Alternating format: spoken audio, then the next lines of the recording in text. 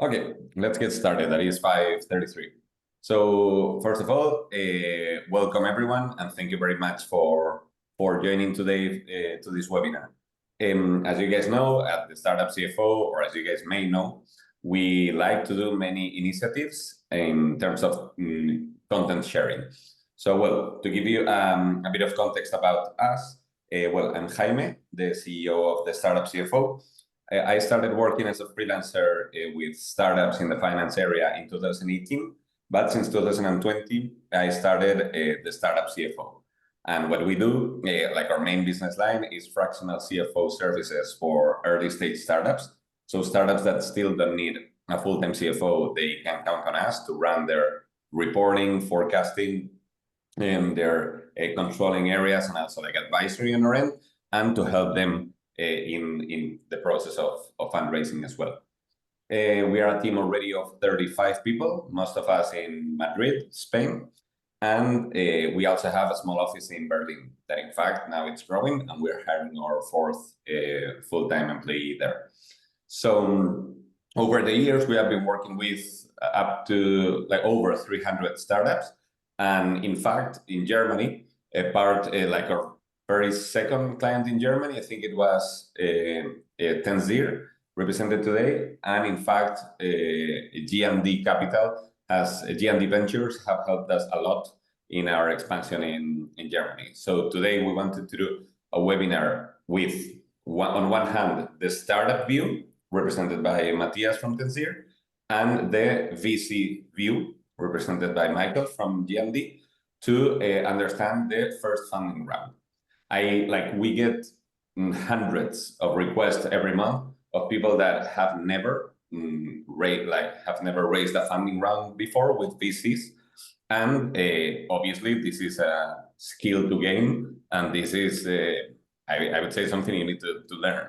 Not obvious at all, with very special vocabulary.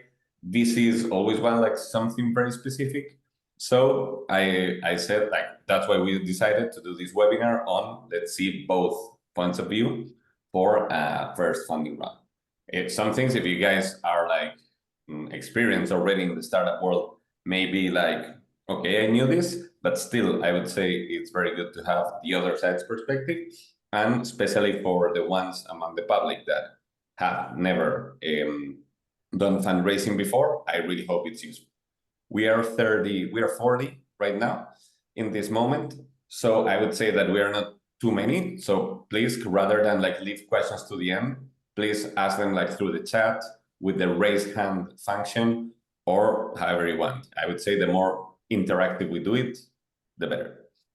So after this long and boring presentation, here's Michael from G+D Ventures, yes. Thanks again for connecting today. And Matthias from CEO from Tenzir. Also, thank you very much for joining today. My pleasure to be here. Thank you. So as you guys know, I prepared some draft. The more we derail, the better. But I wanted to start with you, Matthias, regarding this first round that you guys raised. So first of all, how did you first decide that your company needed to seek external funding? That's a good question, and I think that really depends on the round. We are actually right now in the middle of a fundraise as well, and right now we have to listen to different signals than we did the last time. So we've raised a seed round, we had a seed extension, and right now we are raising an early A. And so for the last round, we had different signals. Now we're looking on product market fits and looking at the KPIs, especially in revenue and customers being in the right ballpark, so that we can approach the investors. And with the seed round, I think it was different. With the seed round, we needed to elicit different signals. And at the time, it was more the fact that we have a strong vision and we have early proof of it, that we can execute on it. Yeah, in fact, by the way, let's take a step back, because I guess many people from the audience may not know Tenzir, and I guess it's important to understand why it needed VC. So can you give the elevator pitch that I'm sure you have given a million times on what you guys do? Yes. So at Tenzir, our motto is we build a data pipeline engine for security teams. It's a very technical topic relevant for operational security teams, those cyber defenders that have to protect the infrastructure of the organization. And for them, we are with our pipelines are providing the glue that makes it easy to work with security data and cost optimize and get the control back that's otherwise difficult in a very vendor-locked ecosystem.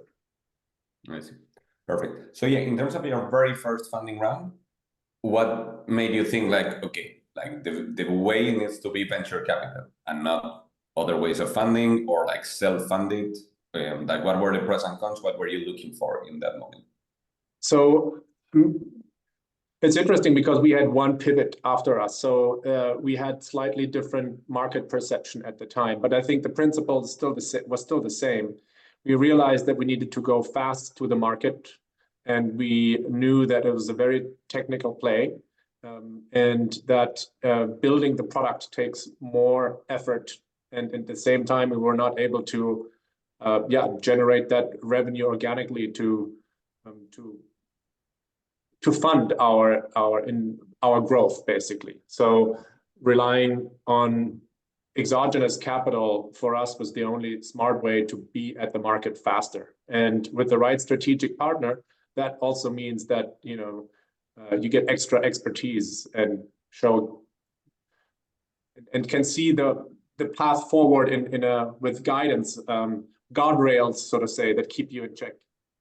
I see. So yeah, I think something that many people forget when talking about finance, and it's funny because it's within the word, is that the key is like how to finance your project.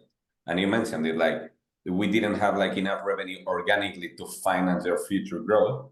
So it's like let's look for it elsewhere. And I guess that the only alternative then, like at the moment, was venture capital plus the added value it can provide, as you mentioned, like the smart money. That is like how it's usually called. And did you like how much did you know about like this VC world, VC vocabulary at that moment, or how much advice or mentorship you requested before starting the process? So I think in hindsight, when I look back, I felt pretty naive for my first fundraise, and it's almost to a point where I kind of feel a bit embarrassed now the way I think back. But I think that's normal. You're always smarter a few years later and look back at the stuff you do in any domain. So I think in hindsight, I could have done more outreach to my peers. And with this round, I had the fortune that I have a much larger founder network right now where I'm exchanging how fundraisers are going and what market terms are. So this time I had, you start asking more questions, I think, the more you realize how complicated it is. And so I think that to me is the most important thing to realize as a founder is you constantly have to ask questions, even if the slightest thing is unclear to you, and don't have to be afraid of it. So this time I had from some Silicon Valley CEOs that went through this a few times, I basically had the chance to ask, why do people do this? Why is the lick pref here on this deal higher than on others? Why is this? What is the valuation range realistic? Where do you get this? All of this question is something you, of course, can partially look up yourself, but if you hear it from somebody who's been there, done that, it just cements itself way stronger in your brain. I see. I would say that yeah, like in the end, like that example, like it comes from also the startup world. I would say that something I really like of the startup world is like this ecosystem, like collaborating and helping. Like people are like super willing to help other people that like they see like, okay, this guy's just 3 years behind, or like 3 years ago I was this guy, and they are like super happy to help. I see a raised hand, Dennis. Yeah, thank you. I have a question because I also come from a technical background, and I see that the software or the technology you're building is open source, right? Right. This is super interesting for me on how like two things. How were you able to position, or how did you position yourself with investors? Because it's not like a typical, like, I guess the questions will be how you're gonna make money, or hosting, self-hosting the platform and things like that. And it's not like a typical SaaS where it's private, completely closed kind of product. And the second question is, how you felt the scene was in Europe or in Germany. I think you mostly are based, but compared to the US, having connections there, and because there has been like super common for the past, I don't know, 10 years, all YC companies are developer technology focused for developer products. So that's my question. Yeah, so open source is a two-edged sword. It's, on the one hand, it really depends. Monetizing it is difficult. There's many ways to do so, and I think the open core model is a very popular way to do this, where you have an open source base and then provide commercial closed source extensions that they can provide either additional functionality or reduce friction. And so this, and ideally a bit of both. So that's what we chose. And for us, because we are in cybersecurity, and SecOps people are very open source centric. A lot of their tools are already open source. So open source for us is also transparency, conversation opener, is a credibility builder. And so the fact that this was a transition from commercializing my PhD work and getting it into production is that was the reason why we continued with an open core model. In hindsight, I'm not sure if it yet the early time was necessary to start from scratch. I think if you have a very strong open source offering, you can do that. But then, I mean, people are looking at open source metrics in terms of growth as well. And for us, since our developer and user base are kind of different, we have more admins as users, but what you need to be developer to contribute. So we haven't seen the adoption because of the mismatch in the ICP really.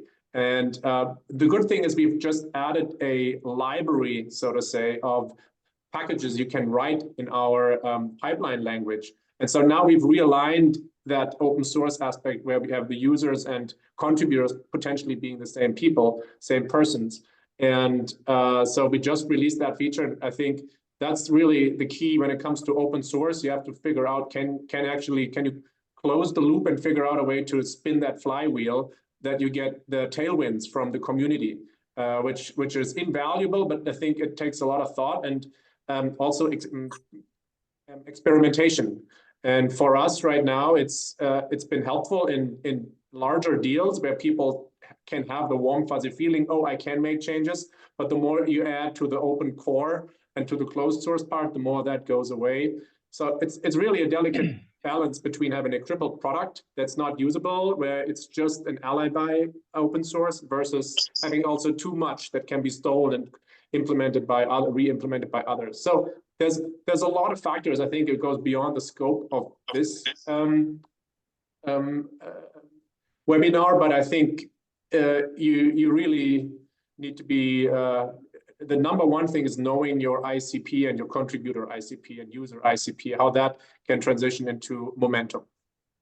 And so regarding the other question about US versus Europe, I do think that having conversations with both investors, the US part is more focused on the product in generally, whereas European investors look more at quantitative fundamentals and try to see the traction. And we have more second, third generation investors in the US who have deep technical ability to do due diligences and understand the market at a different depth. I find at least in cybersecurity, it's the case. We don't have that many deep cybersecurity technology here in Europe.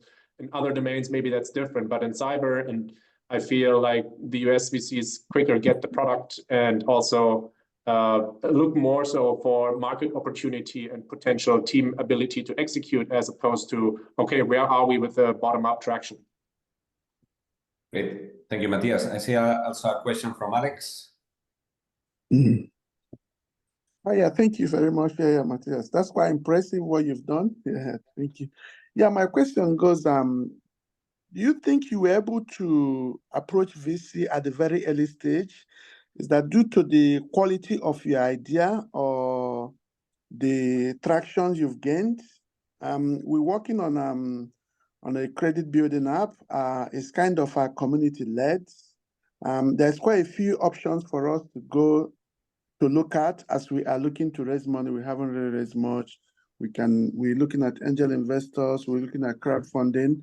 So I'm just trying to understand, how do you narrow down your option and kind of put your idea where your chances are much higher, and the chances are higher that you're going to raise some money?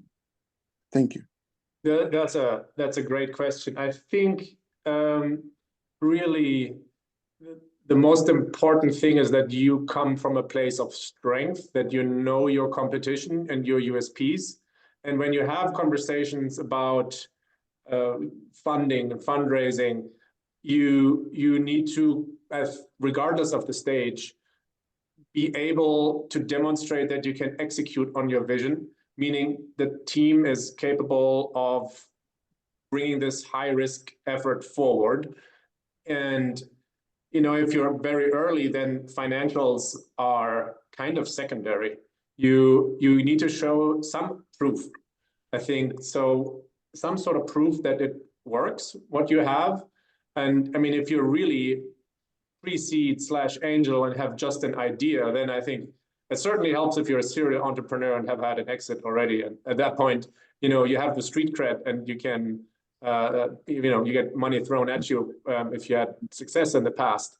But I think that's not always the case, especially for people here in Europe. And so I think really they're demonstrating some nugget. Could be a pilot customer, could be an idea, could be a patent, whatever it is that gives you a competitive advantage. I think some ability to understand. And then on the other hand, you need to solve an important problem. If you cannot communicate that you're solving an important problem and there's a large market with enough TAM behind it, then I think that needs to be there.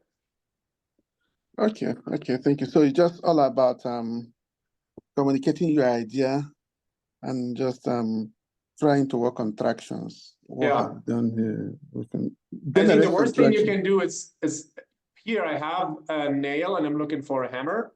You just really have to come from the point of a problem. There's actually a pain that people cannot solve easily.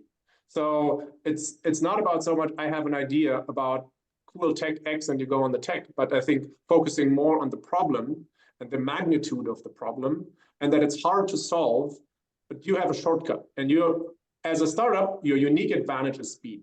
So if you can show that you go into a market, even though if there's a big incumbent, and you can show that you understand it better and you have a better mousetrap, which is a necessary thing, then that sets the stage. So I think the mistake I did, if I look back at myself, I was focusing too much on the tech initially, as opposed to product and market. So that came, for me, the learning came later. And so the advice I can give down or anybody else is focus less so on the solution. Okay, yeah, I think we're solving quite a big problem. We've done a lot of validation. We've confirmed the problem is there. Maybe what we haven't done enough is kind of go at speed, the speed that we're going to use to solve that problem. Yeah.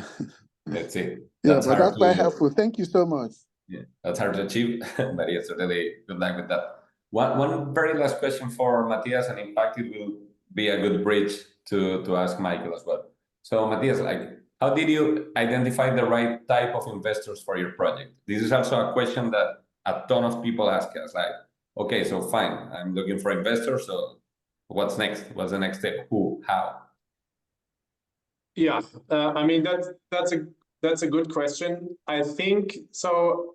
I can explain how I did this in cybersecurity. For cybersecurity, which is a complicated, very fragmented market, and so there are many conversations I had with investors that haven't had a cyber investment, so generalists, as it says.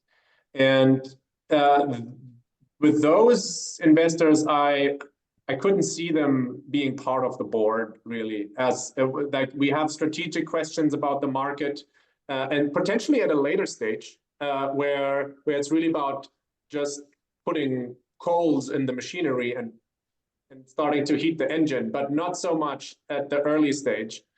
So I was looking for either a generalist with cyber experience or a purely cyber-focused VC.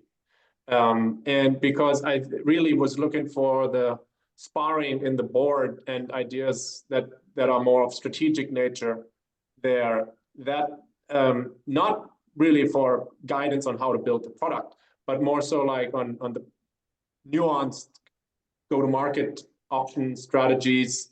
And I think somebody who knows the market well really can help you navigate that. So we were in the fortunate position where money is not money is money, so to say. You can get money from many investors, but you cannot get really the value there. And as maybe cheesy as it sounds, ultimately, I'm looking at this from a perspective of, could this be a good marriage from a personal perspective as well? Because this is it's always nice when the sun is shining, but I think looking at those more difficult moments, and if you really think this could be a sparring partner for you, also to where there's a mutual respect and a sense of really a personal connection there with your board members, that is, I think, really key, that you can build trust there, because at that level you need the trust in the board, and knowing that somebody has your back is really as important. So sometimes that can change dramatically even within the VC. And I think we are so far we've been very fortunate that with Michael and with Dirk, we have really not only great investors but also great people on our sides as angels in not in an angel investor sense. So that is I think a potentially overlooked aspect, but so that you really want to think of this as a partner who's going to be with you moving forward until the exit. And so that's important. I see. Yeah, like I've seen deals that founders have said like, no, I'm getting it here because I think he was unaskable. And I think that's a pretty good argument, in fact. And yeah, I agree. Like if that was the impression from the CEO, it ends there. So I 100% agree. So Michael, switching now like to, okay, let's see like how the VCs see this. So to you, what would be the most critical elements that a startup needs to have before they approach you for funding? So like what's the homework they should do in advance? It of course depends on the stages, on the different stages you are in. I think we are speaking about the very first round of investment, or let's say the second institutional round of investment, not a 10 million plus growing company which is looking for growth financing. Different elements, and Matthias already mentioned a couple of them. So first, I would really consider, are you already ready for venture capital, or is it maybe wiser to get angel investment first and dig a bit deeper and be a bit more complete in what you can show to the investors? But let me try to a lot of things I think are pretty clear and you will have in mind. Some recommendations, they sound, Matthias said cheesy on the marriage. I echo this element. If you look at its journey is about 5, 6, 7 years together. So if you cannot stand together and solve problems in a board, it's difficult for both sides. So also we look definitely at this element. But cheesy in terms of some recommendations might sound easy, but if you think twice about it, it's pretty often overlooked. So first, think about this. It's a sales process. it's really a sales process. Put yourself into our shoes. So we are a small investment firm. We are 5 people on the investment side, looking at Europe only, and we get to speak to more than 1,000 companies per year. That means very often, if things go wrong, think about you have one-time pitch, so to speak, where you need to get across the main messages, let me say, in the first 15 minutes. Think about any party or whatever, you're in small talk and stand together with someone, and he talks to you for an hour and you forget afterwards what did he say, what was it about. If you get too detailed, too complex in the first 15 minutes and cannot get the story over, I think you have a hard time. So it's a sales process. Be aware of this. Different phases. In the earlier phase, let me say it's a bit easier, because what you sell is a vision at the end of the day. And what Matthias already mentioned, it needs to, so strong recommendation, don't focus on tech. From this 1,000 talks per year, we have, I don't know, 435 showing us the nail and looking for the hammer. What, sorry? Showing what? Say it again. Showing us the nail and looking for the hammer to be in the picture of Matthias, which means here is my technology, but I have not identified a use case or a problem. So try really, for us investors, venture capital does make sense if you can build the investor together with the founders, of course, a large company you can sell for let me say 150 million, 200 million amount at the end of the day. Then venture capital makes sense. Less below, if you plan below and things go wrong, you end up with a 50 million exit. I think nobody will have fun. That's not the right. So venture capital is not the right tool for this strategy. That means the problem you want to solve in the market, we call it underserved market needs to be a large problem. So if I look at a company, it's the first thing is the problem they are solving big enough in the early stage. Secondly, can this team be the core element of solving the problem? Certainly, you're not a complete team. You don't have a full C-level organization. But what we look at is why is it this team that can build this company and not a competitor, for example? And the uniqueness might be in how deep you're in tech. Have they developed things before? Matthias mentioned the repeat entrepreneurs. Of course, they are still scarce in Europe. Of course, much more in the US. And if you've built your second or third company, of course, it's easier because a lot of problems you have encountered before and you know how to react. So we really look strongly at the team, and we look at two components. The technical component, which is very often there, but also a sales component. And in the first years, it is about founder-led sales. And at the end of the day, it might be the perfect technology, but if no one is buying it, then we all struggle. That means this element of how can I package my product? Can I fast iterate to find the right recipe to get it swallowed by the customers, accepted by the customers? I think this fast iteration is very crucial. So we look very much to this talent even in the early stage, in the young team, in the small team.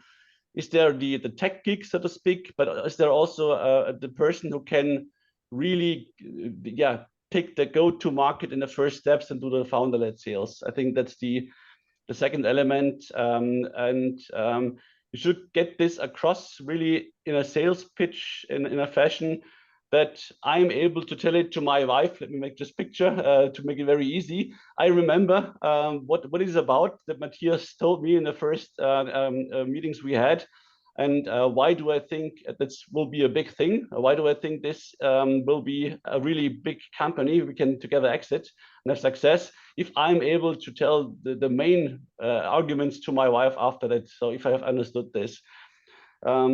This might sound cheesy and easy, but believe me, very often this is forgot, and we get pitches where after 10 minutes people are so deep in any detailed aspect, and then an hour is gone and no one remembers really why the heck? What's the benefit of this company?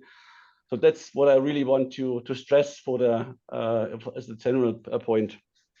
In the second step, so when the mentioned a big problem, a vision, some core technology in development, how to solve this, and yeah, good candidates of the team.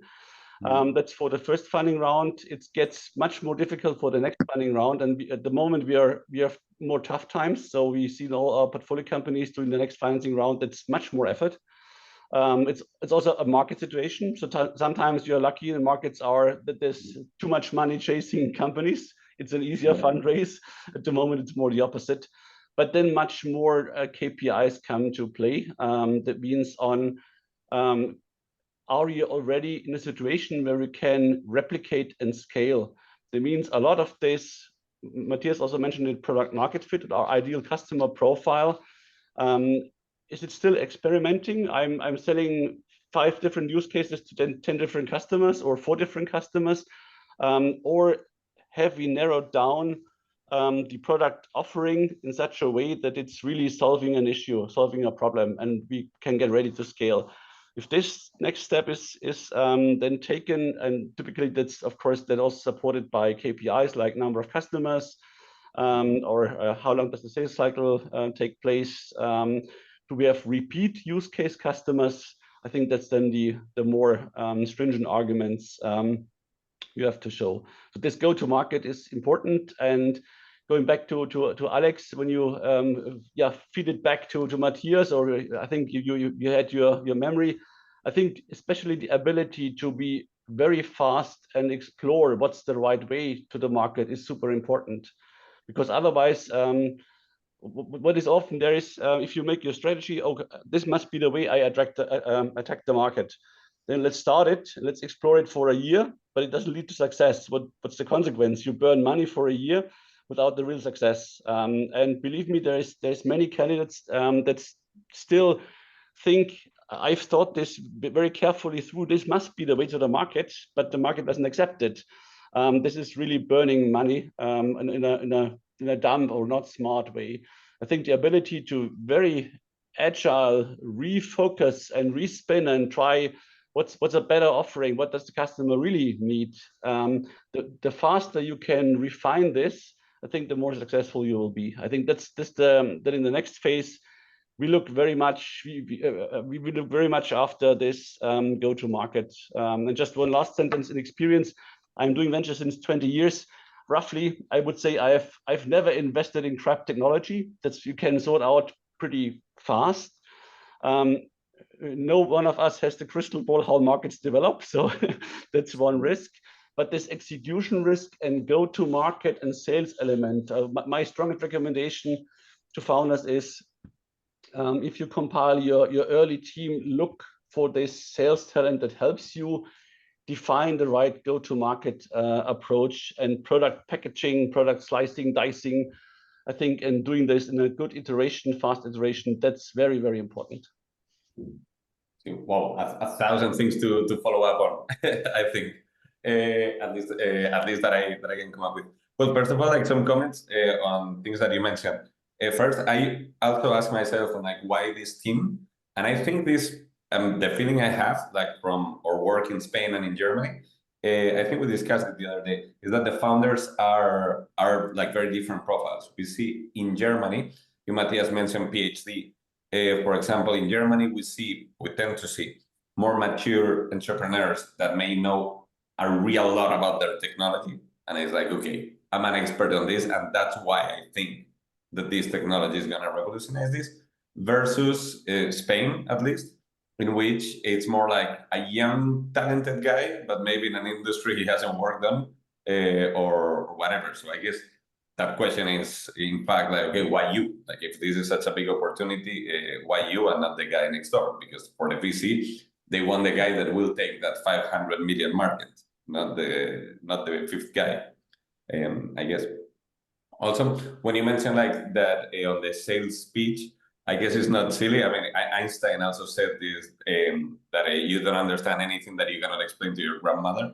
So I guess like he put even like the bar like more difficult term. So I guess that makes total sense. So in terms of numbers, for example, which is our realm, like in the very first one, the only one that would truly matter to you in terms of quantitative is market size. I understand.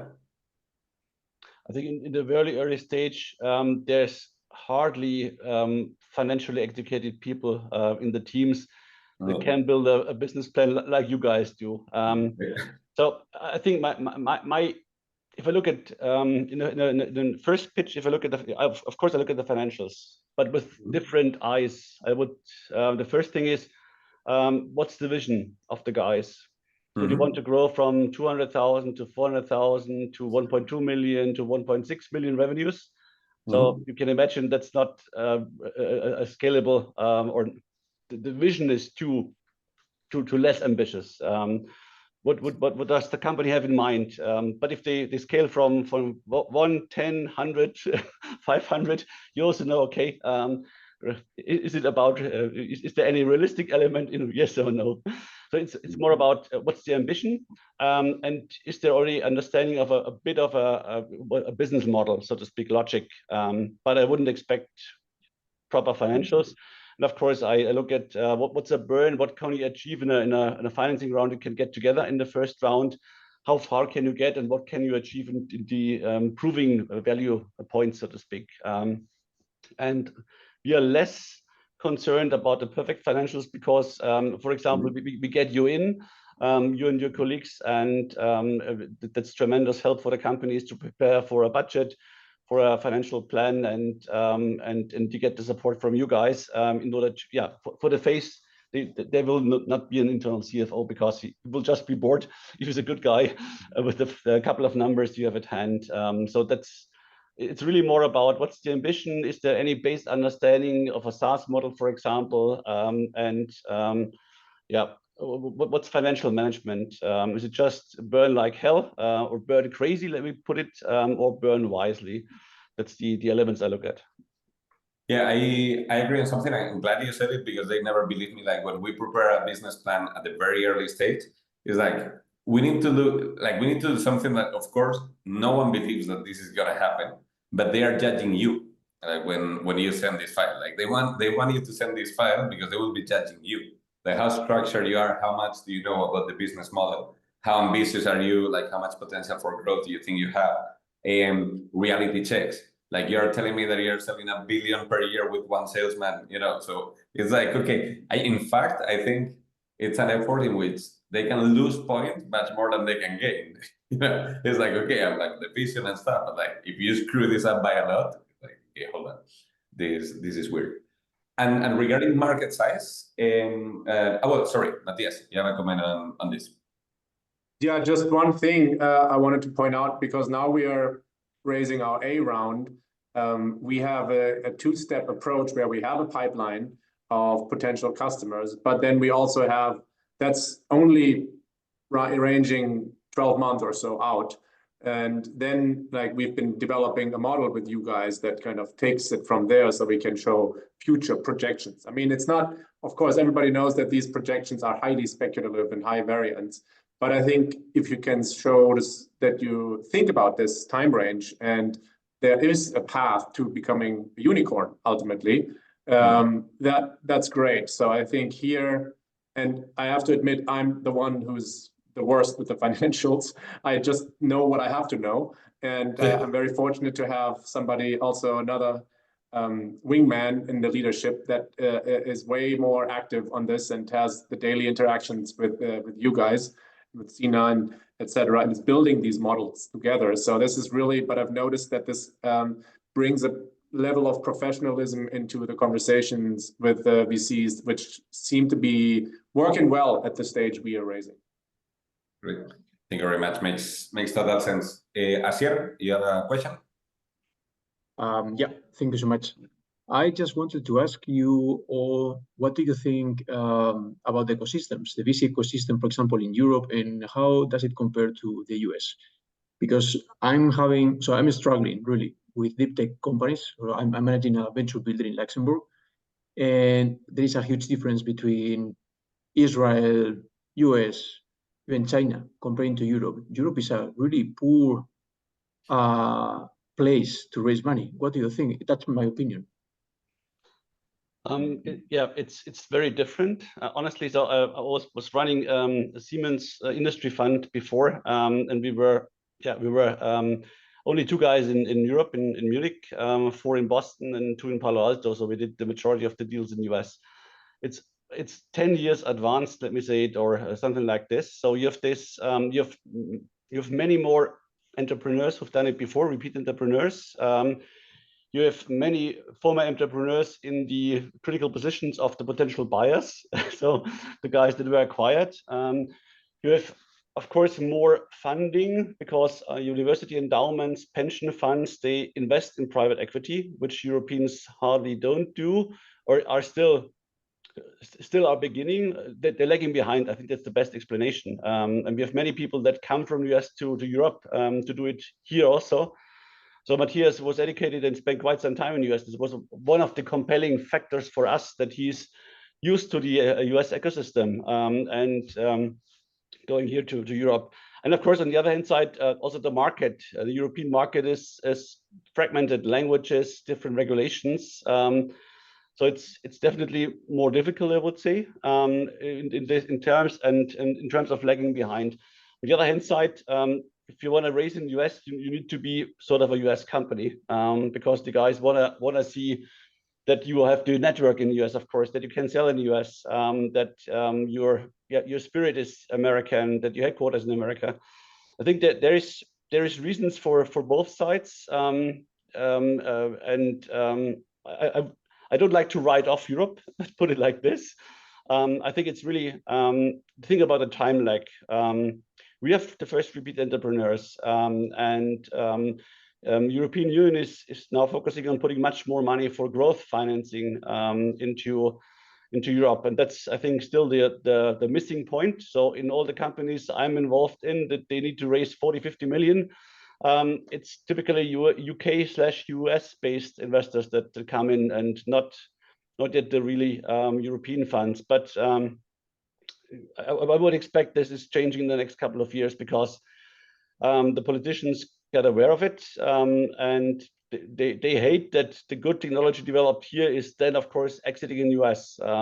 Also, still the exit markets, to be honest, IPO market in Europe is really it's closed at the end of the day compared to the US. So that's the point. So the strategy we have in mind is there's very good talent, there's very good technology coming from Europe. There's different topics.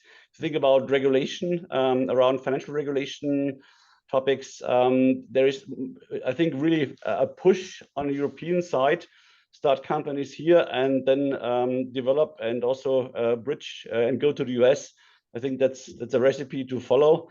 The question is when to go to the US. I've seen companies trying to go with $1 million or $2 million investment to the US, which is not working, because you need much more money to be really successful in the US. That means you need to develop to a certain point, have proof points, and then my recommendation would be to get also American investors in the cap table, so to speak, and help you to make the bridge. Thank you. Thank you so much.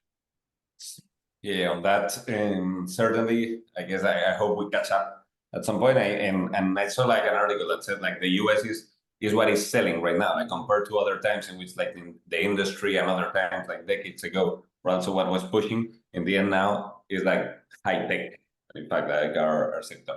Dennis? Yeah, so I wanted to mention something that maybe it's not, maybe it's too broad, but discussing about this US-Europe, which is the never-ending topic. But like maybe someone can give their opinion on my question, which is, it feels like it is like a chicken egg problem, but at a venture capital scale. And what I mean by that is, was like there, because of having more available investment or more risk taking in the US, or more venture capital money, let's say, that made the faster pace for startups to grow there and develop way more, giving the founders this time and space to make mistakes and learn and become better company builders, and much more advanced, or was that the founders or entrepreneurs, when they were starting, were already coming from a better starting point, whether it is education, from having or having a more capitalist mindset, or education that from a higher percentage of high quality universities being in the US, kind of making these company builders or founders be somewhat more prepared to be successful, or in a higher amount of people being able to be in that position. So what was one thing or the other? That's that. Or, I don't know. It's a question that really bothers me. On the money side or on the entrepreneur side? In the end. Yeah, exactly. Like, is it a thing like that as I don't know who, Asier, I think, said, like, is it Europe poor, or and because of that there is less easiness or less flow of possibilities for entrepreneurs to access this kind of investments or investors in Europe compared to the US, or is it that somehow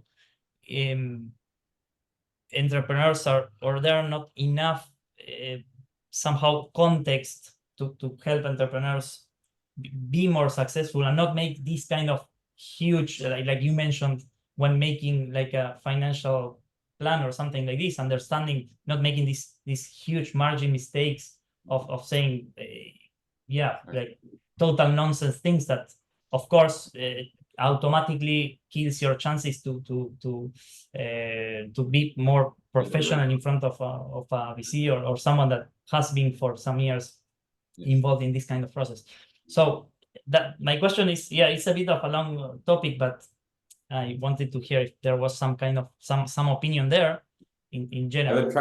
I would trust on this Alfonso, that I see that raised his hand, and I know that Alfonso knows certainly super well both European and American ecosystem firsthand, and exited super successfully his company in the US. So I trust Alfonso's opinion over mine for sure. Yeah, thank you. So I have no doubt that the European entrepreneurs have as much talent and as much creativity and as much capability to building startups, successful startups, as the Americans or Chinese or anywhere, to be honest. I have no doubt about that. So while I would say that sometimes European entrepreneurs tend to think a little bit smaller, and they don't want to maybe change the world in an aggressive way like some people do here in Valley. I always call it the Silicon Valley virus, when you're gonna change the whole world and the galaxy is your planet when you're here.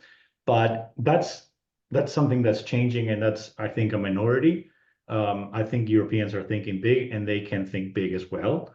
But it is really the ecosystem, the Valley. And when I say the Valley, I also say, hey, New York or Miami, they're also very interesting markets for funding and for growing companies. It's all about the ecosystem.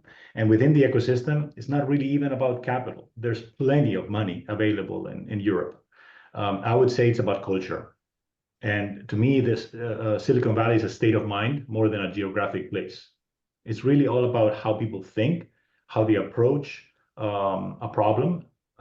Matthias mentioned earlier something I completely agree with, which is focus on the problem, not on the great idea or the great product you have. Like focus on the problem you're solving, and then you just have it's a matter of volume. The U.S. market is so big that the investors are happy to give you 10, 20 million, when in Europe sometimes it's like really hard to just get a couple million, right? So anyway, I don't want to give too long of a story because we're almost at the end, but when you ask the question, Dennis, I just really wanted to provide my opinion.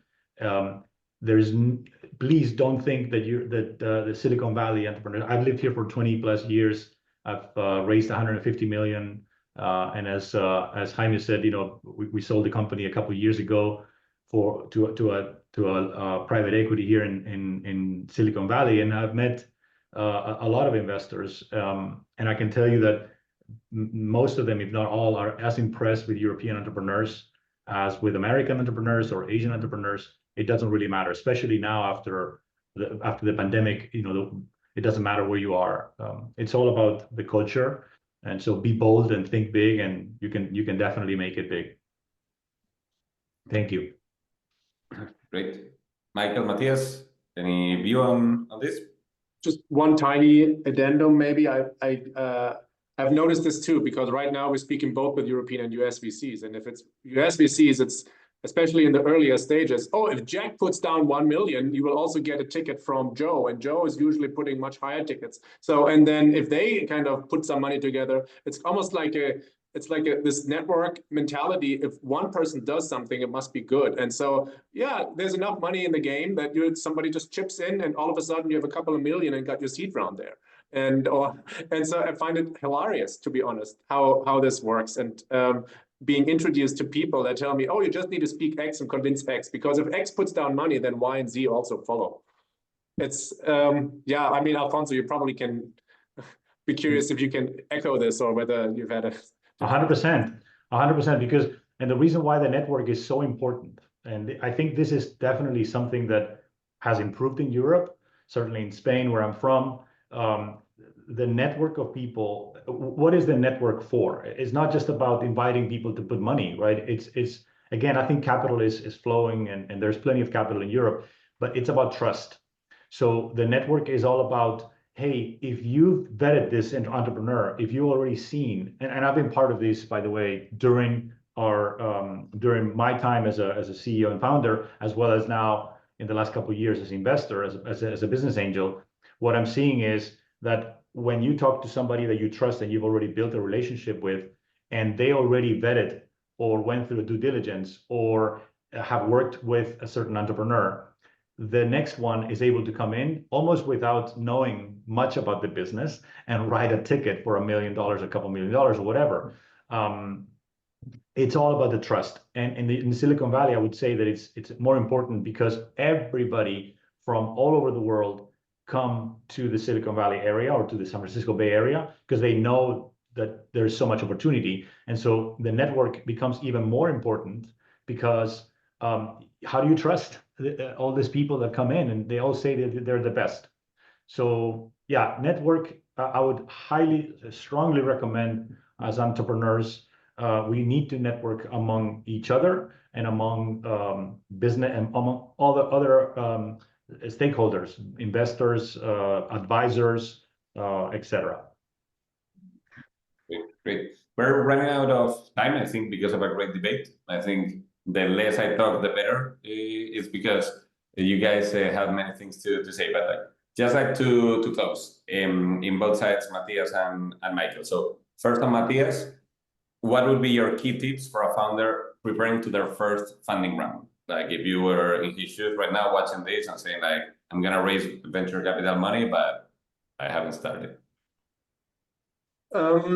So I think you need to start with a solid foundation. Know your competition, know your USP, show that you have a team that's able to execute on your vision. Think big. That's here especially important. And in later rounds, you have, I think, a grip on the financials as well.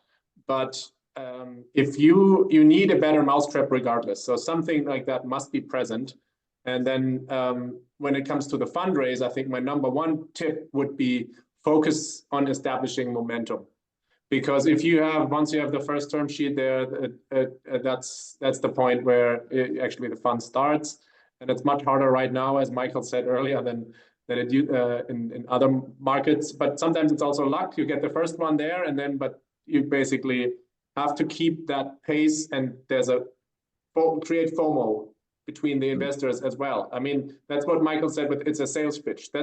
You have to make yourself a little bit show like a peacock as well. So I think that's important to, that's the only thing I would mention as from a founder perspective. Yeah, I would say that you mentioned like that you are very sure about the idea and why it's you, why the team, why the product, why the market. Absolutely. And I see many entrepreneurs that are well, I've done this pitch deck and I'm selling that I don't know yet, or like I don't want to leave my current job until someone invests. And it's like, yeah, but the investor probably wants you to leave your job before, and like that you show that you're absolutely sure of what you're doing, absolutely. So yeah, that's a very good point. And on the FOMO that you mentioned, I always say as well, like this game is much more irrational than it seems. So it's like this sales process that Michael was mentioning. It depends as well on like the partner of the VC, like having talked to someone the very like the day before that, like about this industry, and he's excited about it. So certainly, like, don't lose that momentum and like keep building the human side of it. I would say it's super important. And Michael, on your end, that you guys are the receivers. I think a lot has been said also by Matthias and summarized. I really want to make this one point. It's a sales pitch. The European founders tend to be super tech savvy. We can go into whatever aspect of the solution. There will never be a blank. It will always be an answer. But you forget the other side. They get whatever. We get 1,000. Other funds get more pitches per year. It is a sales pitch, and try to get. I think one point we didn't mention before. Don't do cold calls sent to, for example, to our email box published at the website. Try to find out at the investor side who is the right guy for you. Try to, through LinkedIn, you will have some joint network candidates. Try to get a warm intro. I think that's very important, that you don't come as a cold call through the door. It sounds basic, but I think that's very much a difference. And again, it's a sales pitch. Sell your vision, sell your company, sell your idea, make it crisp and short. I think that's the best conditions, because when you will have a good basis. And when we get deeper and deeper, I think you will have all the time to detail your thoughts you have behind your pitch, but don't try to give all details in the first 30 minutes. And I think that's what's very different. I feel also by American team. It's just going to an American restaurant. I think the waiter is selling you the menu as if he's the chef. He's very self-confident, and that's it. Go to a German restaurant, and the guy will have the appearance. Oh, it's getting better. But just choose from the menu. That's the attitude. Also, Alfonso mentioned. So think about attitude. Think about sales, and try to get to this network, try to get the right person to deliver your first pitch. I think it sounds super easy, but very often, we see it's not done, and I think it's pretty important. Absolutely. Well, thank you very much, Michael, Matthias, and all of you guys that participated and came. This webinar, we're gonna upload it to YouTube probably tomorrow. And in our YouTube channel, you guys can find like many other webinars, like some of them more technical, some of them more based on interviews like this one or debates. Also, like in terms of content, we have our academy program. It's like 10-week course. In fact, we just started one cohort, but you guys would still be on time to join. It's a 10-week course online on startup finance. So everything to know from our point of view, what we have learned helping so many startups in the last years. And happy to see you here. Again, thank you very much to everyone, and looking forward to seeing you in more of these initiatives. Thank you all. Thank you. Have a good evening. Good evening, everyone.